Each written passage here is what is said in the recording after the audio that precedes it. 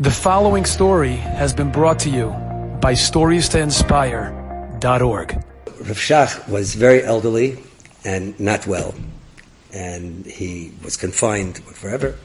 And someone said, so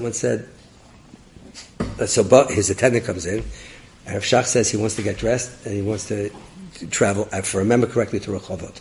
Let's go to Rehovot. I said, what for? He says he wants to go to Levaya Rehovot. I said, you're really not well. I said, no, he has to go to Levaya Rehovot. Fine. He insists on it. They go. It's winter in Eretz Yisrael, and even though people think that the sun always shines in the central region of Eretz Yisrael, but the truth is, in winter it can get rather cold and nasty, even there. And it was a very nasty, cold day. And Rav Shach insisted that he go to Levaya, and he insisted to go to the Beis Hakarat, and he's by the Beis Island, and it's pouring rain. Pouring rain. And they try to shelter him with umbrellas. It's pouring rain. He's getting mamish sopping wet. And they finally did the kvura, and after the kvura, they said, okay, come to the car, we'll take him back. They were worried about his health. He insisted on standing. And he stood in the rain for another few minutes, and after he stood in the rain for another few minutes, he said, now we can go back. Go back into the car, and Shach is sopping wet. And he sit him down in the car. He says, Rebbe, can you explain to me, this went to Levaya, it was not a famous person, Rav, what's the shot? So he said that when he was a bacher in yeshiva, he was a rookie. And the rookie wouldn't get the best sleeping spot. Now, you slept in the base medrash anyway. So if you were a bacher, you could sleep on a bench. If you were already a bacher. But you're a rookie, you slept on the floor.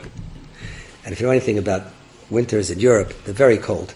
And especially the houses, but the midrash is certain they didn't have like central heating that we have, everything gets warmed up.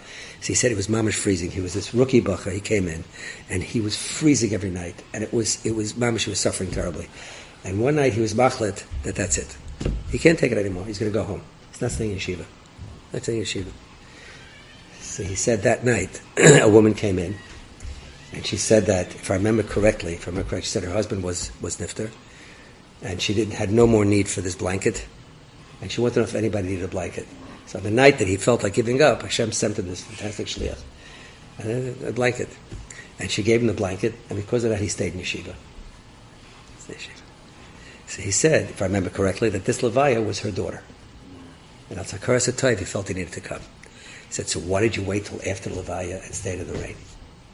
So he said, that Hakarat Hatov that I felt had to be real. I had to wait till I felt as cold as I felt when I was laying on that floor. And once I came to that point where I was thoroughly chilled, that's mamish freezing like I felt then I had a proper Hakarat Hatov. Rabbi say, nobody's too big to pay attention to Hakarat. The Hakarat Hatov is like a nice thing, thank you Hashem. It's like it's not a plaything. The Gedolim work on it, and we all need to work on it. And ultimately, if we could do it, if we could have every aspect of our life changes. Every single aspect of our life changes. Enjoyed this story? Come again. Bring a friend. StoriesToInspire.org